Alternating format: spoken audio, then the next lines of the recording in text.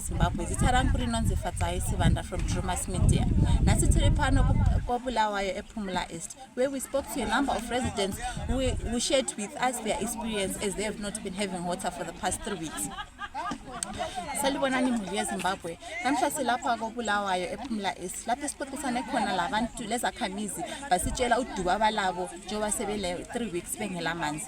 Izakhamizi silandisela ukuba bona sebethatha amanzi from indawo ezingahlanzekanga ngoba akula enye indawo abangathola khona amanzi. Bacelile ukuba ama local government ibuye ingenele ukuze kudingakale indlela ukuthi bengasizakala ngayo.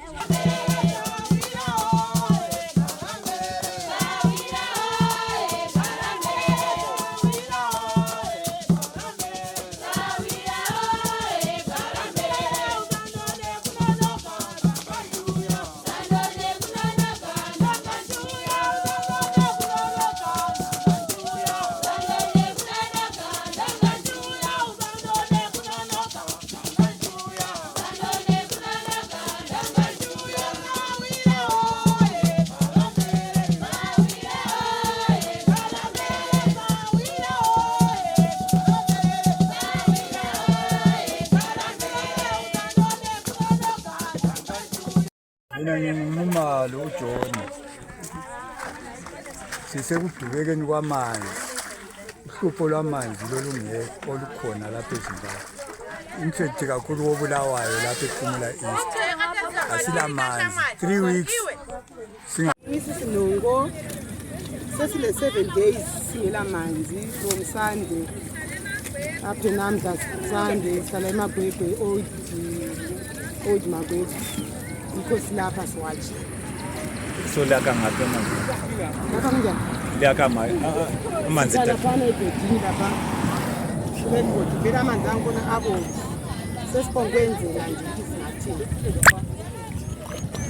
sesiphonkwenzela isingathini njengani yose siwanathi amanzi nanawangi khulumile ngathi nguJohn Nxumalo indlu yami 8832 ePhumula East silohlupho lwamanzi singala councillor lasimazi councillor yona liwater simazi councillor So kulesikhathi esingakanani kungela amanzi 3 weeks yonke yona iviki ngiyokwanisa inyanga singala amanzi and then ukhulu lile eminyaka emingaki 83 Alright, very cool. Imithi lihlala lodwa. So lithwala njani amanzi ukusuka lapha lisafika la endlini njengoba silibonisele ngumbi.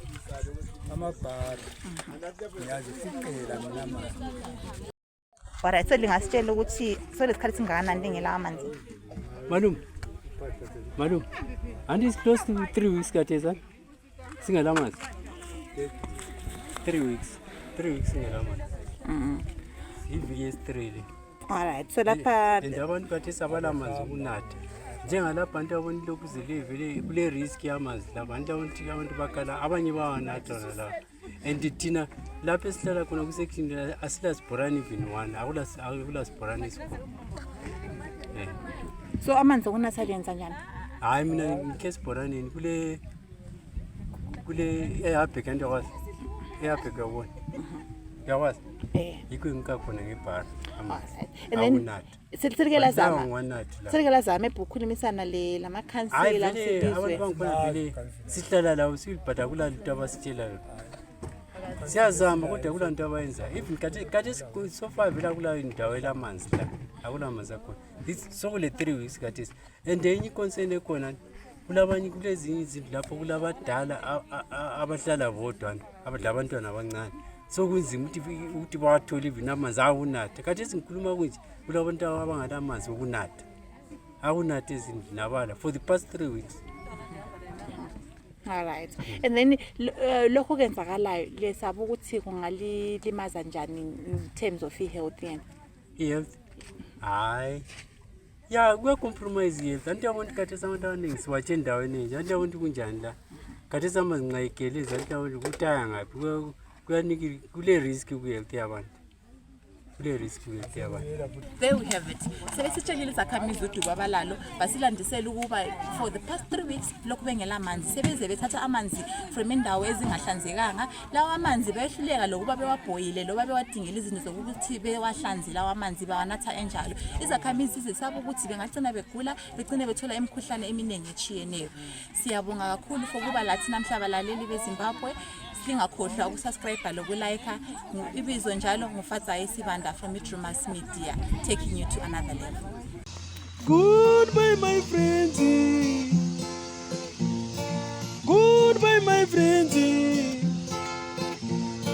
Wakambonana tichazoonana nerimwe zuva hama dzangu. Goodbye my friends. Goodbye my friends.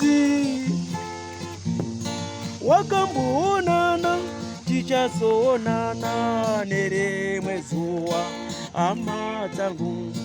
Ini ndokwenda kubasa kwangu. Iwe makiwe mkaranga.